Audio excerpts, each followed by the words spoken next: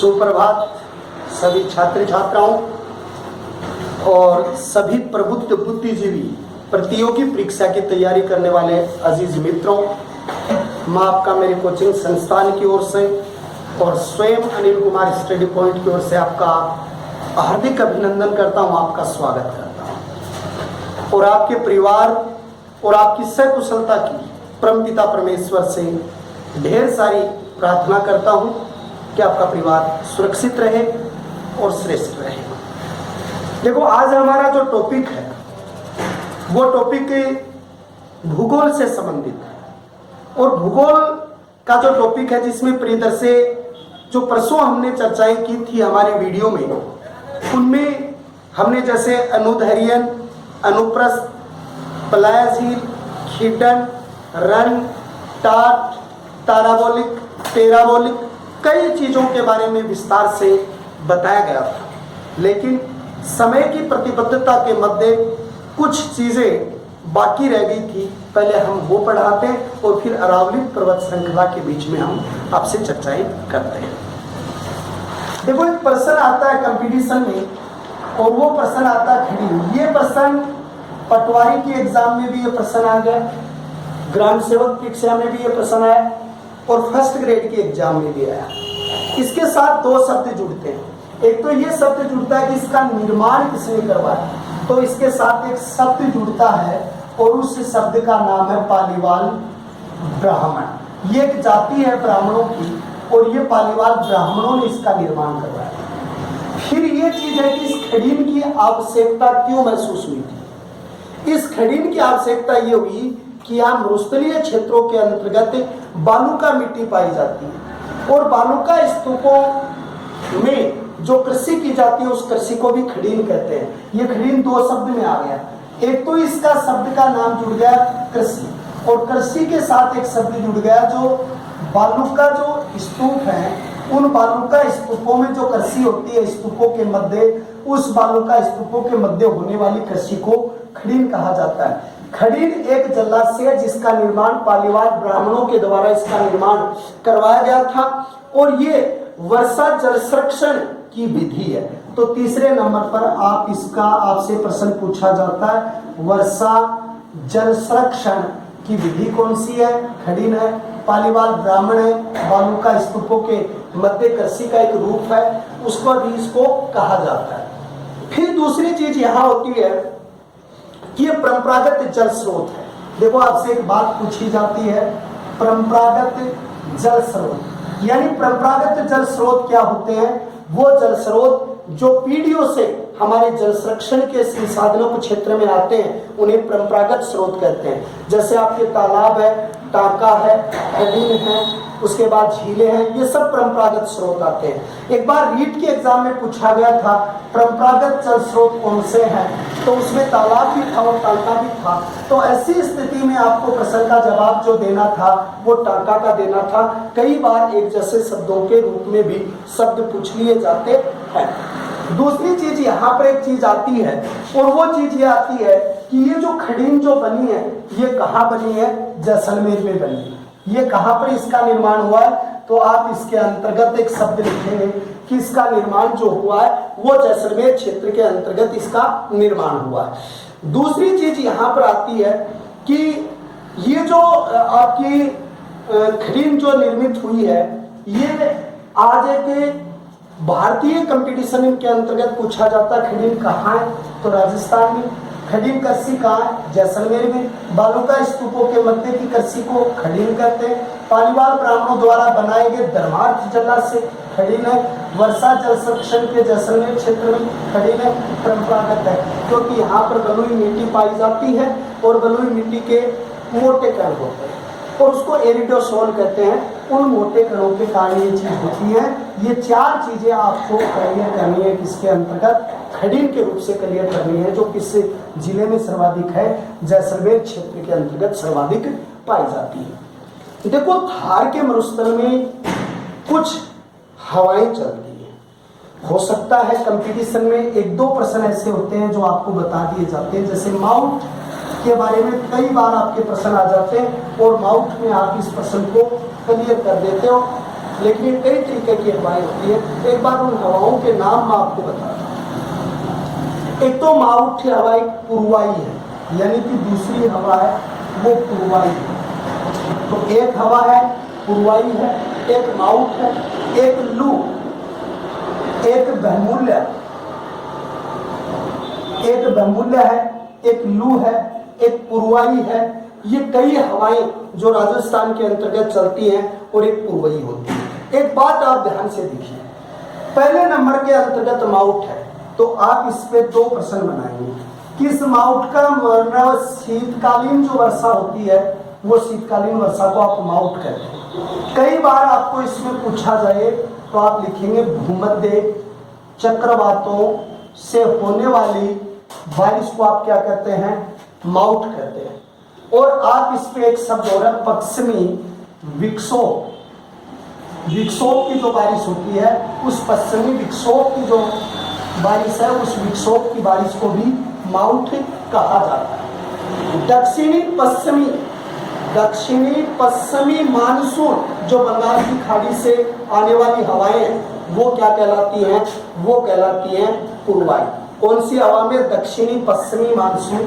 तो पूर्वाई में आप लिखेंगे दक्षिण पश्चिम मानसून से आने वाली हवाएं क्या कहलाती हैं, पूर्वाई कहलाती है। पूर्वाई कैसे कहलाती हैं, जैसे भारत का ये आपका जो मानचित्र है और इसमें ये दिशा पश्चिम है, यहाँ पर तो पाया जाता है अरब सागर, और यहाँ पर पाई जाती है ये दिशा आपकी पूर्व है, और ये आपकी कौन सी है, दक्षिण है। और यहाँ पर बंगाल की खाड़ी जो क्षेत्र है, तो दक्षिणी और पश्चिमी क्षेत्र से आने वाली जो हवाएं हैं, उस दक्षिणी और पश्चिमी मानसूनी हवाएं जो आपकी आएंगी, उस हवाओं को क्या कहा जाता है, पूर्वाई के नाम से इतिहास में जानते हैं। लू थार के मरुस्थल की स्थानीय हवाएं किसकी है, थार के मरुस्थल की हवाएं हैं। उस थार के मरुस्थल की हवाएं हैं, उसको क्या कहते हैं, यानी कि लू कहा जाता है। फिर बहमूल्य किसे कहते हैं, ये स्थानीय चक्रवात। ये क्या है भाई, स्थानीय चक्रवात है। और स्थानीय जो चक्रवात है, उस स्थानीय चक्रवात को क्या कहा जाता है, बहमूल्य कहा जाता है। तो पहले नंबर पर माउथ शीतकालीन वर्षा, भूमध्य चक्रवात, पश्चिमी विक्षोभ। पूर्वाई दक्षिणी पश्चिमी मानसून से आने वाली हवाएं जो आपकी हैं, तार के मरुस्थल की हवाएं जो है लू है, बहमूल्य स्थानीय चक्रवात के रूप में मानी जाती है। लेकिन इनको अलग अलग महाद्वीपों के हिसाब से पढ़ा जाए तो इसको अलग अलग नाम से संबोधन दिया जाता है, और वो इसका नाम संबोधन किस तरीके से होता है उसे आप ध्यान से देखिए। पहले नंबर पर यहाँ पर क्या होता है कि अलग अलग मरुस्थल की बात होती है। विश्व का सबसे बड़ा मरुस्थल और विश्व का सबसे गर्म मरुस्थल है सहारा का मरुस्थल। और सहारा का मरुस्थल कहाँ पर है भाई, दक्षिणी अफ्रीका क्षेत्र में है। और दक्षिणी अफ्रीका में विश्व की जोहान्सबर्ग नामक स्थान सोने के खदानों के लिए प्रसिद्ध है। भारत के अंतर्गत कोलार कर्नाटक सोने के लिए प्रसिद्ध है, और राजस्थान का बांसवाड़ा आनंद भूकिया क्षेत्र भी सोने के लिए काफी प्रतिष्ठित है। फिर दूसरी चीज यहाँ पर आती है कि सहारा के दक्षिण के मरुस्थल में कौन सी हवा चलती है, तो सिराको हवा चलती है। कौन सी हवा चलती है, सिराको हवा चलती है। थार के मरुस्थल में लू चलती है, लेकिन सहारा के दक्षिणी अफ्रीकन मरुस्थलीय क्षेत्र में सिराको नाम की हवा चलती है। मिस्र के अंतर्गत जो क्षेत्र है उसके अंतर्गत खमसिन हवा चलती है। तो मिस्र, इस मिस्र को क्या कहा जाता है, इतिहास के अंतर्गत पिरामिडों का देश कहा जाता है। इस मिस्र पिरामिडों का देश, मिस्र के अंतर्गत इसको क्या कहा जाता है, खमसिन कहा जाता है।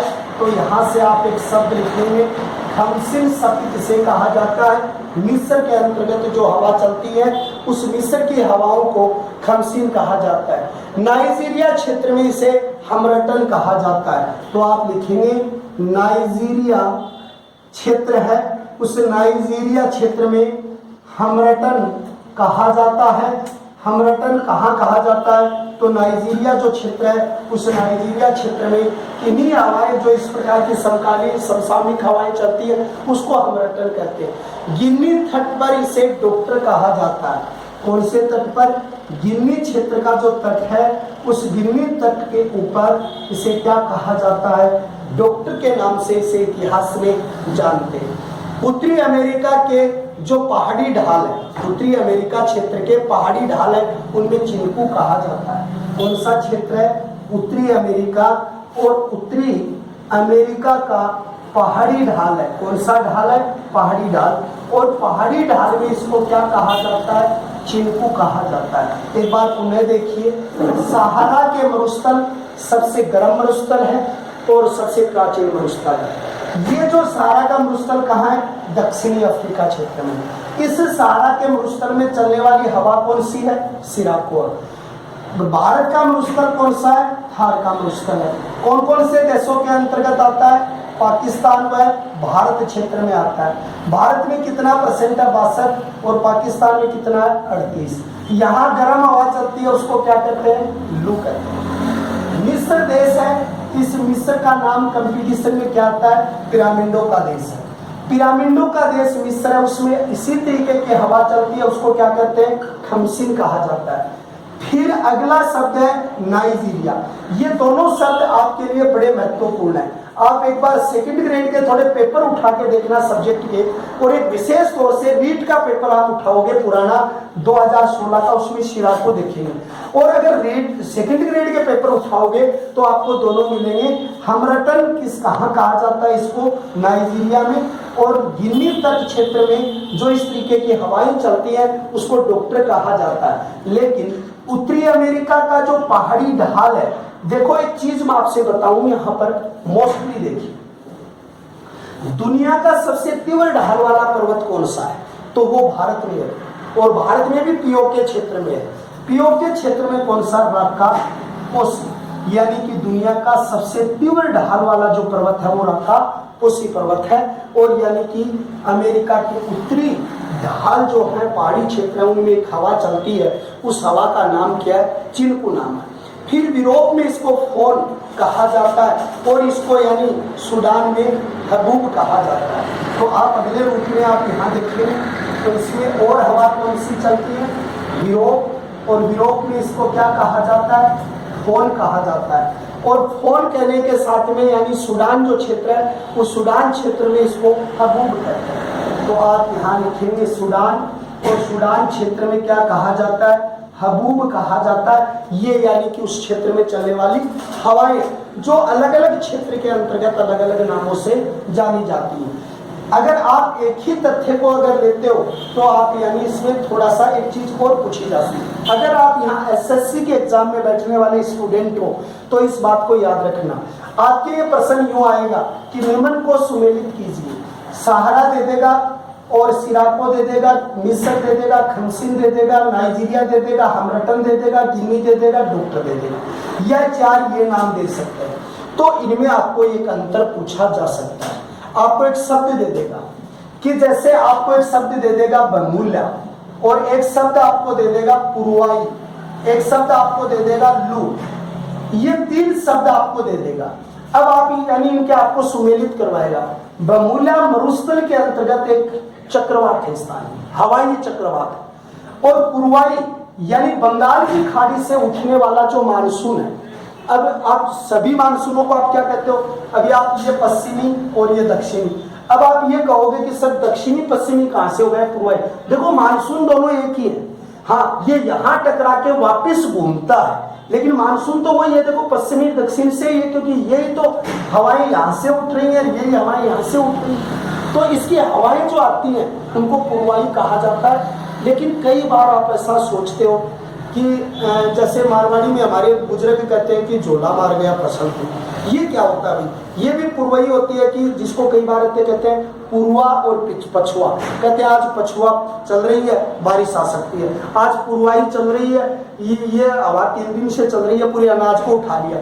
ये कारण क्या है? पुरवाई का मतलब जो पूर्वी क्षेत्र से जो लौटता हुआ जो मानसून होता है जिसमें बारिश की मात्रा होती नहीं है, क्योंकि वो तो थोड़ी बहुत यहाँ से उठा के इन तटों पर बारिश करते हैं, तो वहां से वापिस आती है तो वो पूर्वायु कहलाती है। और पछुआ का मतलब इधर से जो हवाएं चलती हैं वो पछुआ कहलाती है। ये भी 2 बार कंपटीशन में पूछा गया, तो उसको आप यानी बहुत अच्छे तरीके से क्या करेंगे। अब मरुस्थल की एक चीज आती है जिस पर हम बहुत अच्छे तरीके से आपको पढ़ाएंगे, लाठी सीरीज। थार के मरुस्थल में एक शब्द आपके आता है और थार के मरुस्थल में एक चीज आता है, लाठी सीरीज। देखो एक शब्द में आपको बता, ये जो लाठी क्या है, सीरीज। अगर आपको भविष्य में कभी राजस्थानी भाषा से मौका मिले एमए करने का, तो आप उसमें एक शब्द पढ़ते हो, लाठी, गेसला, डंडा, लठ, ये इसके पर्यायवाची शब्द है। लेकिन यहाँ पर जो शब्द है वो एक अलग चीज के अंतर्गत आता है। लाठी सीरीज एक सेवण घास का मैदान है। सबसे पहले शब्द में आपको लिखना पड़ेगा कि लाठी सीरीज जो क्षेत्र है वो सेवण घास का मैदान है, अगर आपको पहली बार अगर पूछा जाए तो। दूसरी भूगर्भिक जलपट्टी है और पोखरण और मोहनगढ़ क्षेत्र में। तो पहले आप लिखेंगे पोखरण, और पोखरण से आप इसमें लेते हो मोहनगढ़। और मोहनगढ़ क्षेत्र में क्या है, जल भू परपट्टी है, जल भू परपट्टी है। ये जल भू परपट्टी है मोहनगढ़ के बीच में और पोखरण के क्षेत्र, और उस क्षेत्र को आप कहते हैं लाठी सीरीज। और लाठी सीरीज क्या है, सेवण और घास का जो मैदानी क्षेत्र है उसको यहाँ पर कहा जाता है।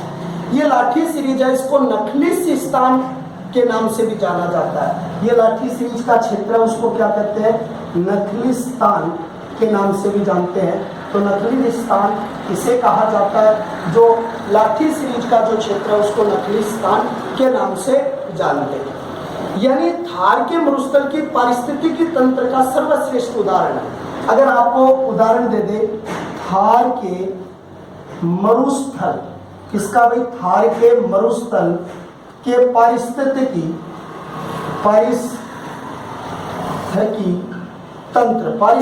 तंत्र का उदाहरण है। कई शब्दों में जो हो सकता है उसमें थोड़ा ध्यान से देखेंगे। पारिस्थिति या पारिस्थितिकी तंत्र जो है उसका सर्वश्रेष्ठ उदाहरण कौन सा है, वो लाठी सीरीज है, क्योंकि इस क्षेत्र में पानी की कमी है, बलुई मिट्टी है, और ये यहाँ पर मिला तो पारिस्थितिकी तंत्र का एक उन्नत उदाहरण आपको देखने को यहाँ पर मिलता है, या उसके श्रेष्ठ उदाहरणों में ये चीज लागू होती है। ये लाठी सीरीज जो क्षेत्र है यहाँ पर एक थार का घड़ा कहा जाता है, और थार का जो घड़ा है वो थार का घड़ा कहते हैं चंदन नलकूप को कहते हैं। किसको कहते हैं, चंदन नलकूप को कहते हैं। ये 60 किलोमीटर एक पट्टी है, इसमें मीठा पानी है, और इस मीठे पानी को चंदन नलकूप कहा जाता, चंदन नलकूप है यहाँ पर, और उसको आप क्या कहते हैं, थार का घड़ा कहते हैं। दो चीज देखिए, यहाँ पर एक शब्द है, अगर इस थार के घड़े की तरह थार का जल महल किसे कहा जाता है। अगर ये दोनों शब्द देखिए, एक तो थार का जल महल है और एक थार का क्या है, घड़ा है। ये दोनों शब्द हैं, एक थार का जल महल है और एक थार का घड़ा है। अगर आप दोनों शब्दों को एक साथ लेके चलते हो तो इसके उदाहरण आप ऐसे दोगे, बाड़मेर क्षेत्र में बटाडू का कुआं है, और वो बटाडू का कुआं उसको तो थार का जल महल कहते हैं, जो कहाँ स्थित है, बाड़मेर क्षेत्र में स्थित है। दूसरी बात, थार का घड़ा चांदन नलकूप 60 किलोमीटर पड़ती है। यहाँ पर कुछ घासें पाई जाती हैं, उन घासों के नाम क्या है, जैसे सेवण एक घास है, धामण एक घास है, करड़ एक घास है, अंजन एक घास है, मारुत एक घास है, लिलोनो एक घास है। ये कई घासें जो हैं वो घासें यहाँ पर पाई जाती हैं। मैं एक एक शब्द की डिटेल बताऊँ। सेवण घास होती है, वो दुग्ध उत्पादन के लिए महत्वपूर्ण है। किसके लिए, दुग्ध उत्पादन के लिए महत्वपूर्ण है। ये सेवण घास जो गाय खाती है वो कौन सी है, साहिवाल नस्ल की गाय है, वो सर्वाधिक खाती है। ये साहिवाल नस्ल की गाय सर्वाधिक कहाँ है भाई, तो आप इसको लिखेंगे, ये कहाँ पाई जाती है, पाकिस्तान में पाई जाती है। दूसरी बात, दामन एक घास भी है, लेकिन सरफरोशी की तमन्ना अब हमारे दिल में है। ये एक फिल्म आई थी सरफरोश, जिसमें आमिर खान जी ने जिस घास को देखकर ऊँट खा रहे थे उससे पाकिस्तान का अंदाजा लगाया था, वो यही घास है। वो जो ये घास क्या होती है, लंबी होती है। फिर दामन, देखो दामन एक सरप की प्रजाति भी है, और थार के मरुस्थल में एक सरप पाया जाता है, उसका नाम क्या, पियोना। और ये वो सरप है जो सांस के माध्यम से जहर छोड़ता है। अभी आपको जो हरिराम जी श्वसन क्रिया के बारे में जो पढ़ा रहे थे, उस श्वसन क्रिया की जो प्रक्रिया थी, उस श्वसन क्रिया के माध्यम से जो सांस है, उस सांस के माध्यम से ये क्या थे, जहर छोड़ देता है, उसके हवा के साथ वो जहर को आकर्षित कर लेता है। ये पियोना एक सरप है, दामन भी एक क्या है, सरप है। करट, अंजन, मारुत और लिलोनो ये घास है, लेकिन ये जो लिलोनो घास है ये लंबी होती है, 2.5 सेमी तक लंबी होती है। और उसमें राजस्थान का एक पक्षी है जो राज्य पक्षी है, उसका नाम क्या है, गोडावन। और गोडावन जो पक्षी है वो पक्षी इसमें क्या देता है, अंडे देता है। और गोडावन पक्षी को राज्य पक्षी का दर्जा जो दिया गया था वो सन 1981 ईस्वी के अंतर्गत दिया गया था गोडावन पक्षी को। और ये गोडावन पक्षी है वो लिलोनो घास जो होती है, थार के मरुस्थल की महत्वपूर्ण घास है, उसके अंतर्गत इसके उदाहरण दिए जाते हैं। फिर एक चीज यहाँ पर और देखिए, अगर आपने एक बात ये पढ़ ली है कि सर यहाँ साहिवाल नस्ल की गाय है, तो आप एक उदाहरण पे याद रखना, आप यूं तीर का निशान लगा देना, आपकी सारी गायें क्लियर हो जाएंगे, यूं लगा देना, ये बस ये आकृति बना देना। क्यों? क्योंकि यहाँ पंजाब क्षेत्र आएगा, आप यहाँ राठी गाय उतार देना। यहाँ जैसलमेर में थार का मरुस्थल है, इसलिए थार पार कर गाय यहाँ कर देना। यहाँ जैसलमेर है, सयादा है, इधर पाकिस्तान की ओर करते हुए साहिवाल नस्ल लिख देना। फिर आप इधर बाड़मेर आते हो, आप यहाँ पर गिर नस्ल लिख देना। अगर आप दक्षिणी तरफ आते हो, काकरेज शब्द आप यहाँ लिख सकते हो। और नागौर का यहाँ क्षेत्र है, सुहालक प्रदेश, दो बैलों के लिए बहुत प्रसिद्ध है। हरियाणा जोटों के लिए प्रसिद्ध है, और ये बैलों के लिए प्रसिद्ध है, सुंदर जो बैल है उनके लिए प्रसिद्ध है। अगर आप वहाँ से यूँ जाते हो तो भी कहते हो। जैसे इस पर 2-3 क्वेश्चन और भी कर सकते हो कि राजस्थान की सबसे बड़ी जो गौशाला है, जो पंथमेड़ा क्षेत्र आपका जालोर है, और राजस्थान में गौमूत्र से बनने वाला जो अर्घ है, जो कैंसर के लिए उपयोगी माना जाता है, वो हिगोनिया जयपुर का प्रसिद्ध है। और राजस्थान में गाय प्रजनन केंद्र जो है वो बस्सी चित्तौड़गढ़ बस्सी जो जयपुर क्षेत्र का है, जो राजस्थान का पहला ग्राम न्यायालय भी है 2009 में, तो वो भी आप उसके अंतर्गत कर सकते हो। तो ये चीजें आपकी बची हुई थी, किससे, राजस्थान के भौगोलिक परिदृश्य के अंतर्गत उस चीज से संबंधित बची हुई थी जो चीजें आपको यानी कि थार के मरुस्थल पर पढ़नी थी। अब देखिए दूसरी चीज, एक बात कही जाती है यहाँ पर कि थार के मरुस्थल के अंतर्गत जो विश्व का सर्वाधिक घनत्व वाला है, विश्व का सर्वश्रेष्ठ मरुस्थल है, उसी तरीके से आपको एक शब्दावली मैं आपको बताता हूँ, और उस शब्दावली के अंतर्गत आपको कौन कौन सी चीजें पढ़नी है उसे ध्यान से देखिए। अब आपका जो दूसरा टॉपिक है, और उस दूसरे टॉपिक का नाम अरावली पर्वत श्रृंखला। एक बात मैं आपको बता दूं कि अरावली पर्वत श्रृंखला को अर्णावत पर्वत है। और वर्णावत पर्वत अगर आपको स्थान विशेष पूछ ले तो स्थान विशेष में आपको क्या लिखना पड़ेगा, बूंदी लिखना पड़ेगा। अरावली पर्वत श्रृंखला आज कौन से तथ्यों के लिए कारगर है? मैं मानता हूं कि हर इंस्टीट्यूट में हर टीचर आपको 2-4 लाइनें पढ़ाता है कि अरावली विश्व की सबसे बलित पर्वत श्रृंखला है, लेकिन मैं आपको यहाँ पढ़ाऊंगा कि बलित क्यों है। आप मेरे से पूछो कि बलित क्यों है, ये बड़ी चीज है कि बलित का कारण है। आपको पढ़ाया जाएगा कि अरावली पर्वत श्रृंखला 600 जो यानी कि आपकी 50 किलोमीटर लंबी है, और 680 जो है जिसमें 692 किलोमीटर लंबी है, 580 जो है वो 580 है, वो राजस्थान में। ये 2 डिजिट आपको बताई जाती है कि भाई कुल लंबाई 692, 580 राजस्थान के अंतर्गत 80% इलाका। लेकिन मैं इन चीजों से पहले ये बताऊं कि इस अरावली पर्वत श्रृंखला का भारतीय कंपटीशन के अकॉर्डिंग या भारत की जलवायु में इसका क्या विशेष योगदान है। अरावली पर्वत श्रृंखला का पहला महत्व है मानसून का प्रभाव। तो पहले नंबर पे आप ये पढ़िए कि इसका महत्व क्या है। तो सबसे पहले आपको महत्व पढ़ना है। महत्व में आप पढ़ेंगे मानसून का प्रभाव। अब आप इसकी डिटेल देखिए। देखो, अरब सागर से उठने वाली मानसून हवाएं हैं, उनमें अरावली पर्वत श्रृंखला के समानांतर क्या हो जाती है, हवाएं निकल जाती है, और जिसके कारण राजस्थान की जलवायु के 2 भाग बन जाते हैं। अरावली का जो ऊपर का हिस्सा जो उत्तरी पश्चिमी क्षेत्र है वो शुष्क है, और जो इसका नीचे का हिस्सा है वो आर्द्र है। इसका मुख्य कारण था वो अरावली की संरचना।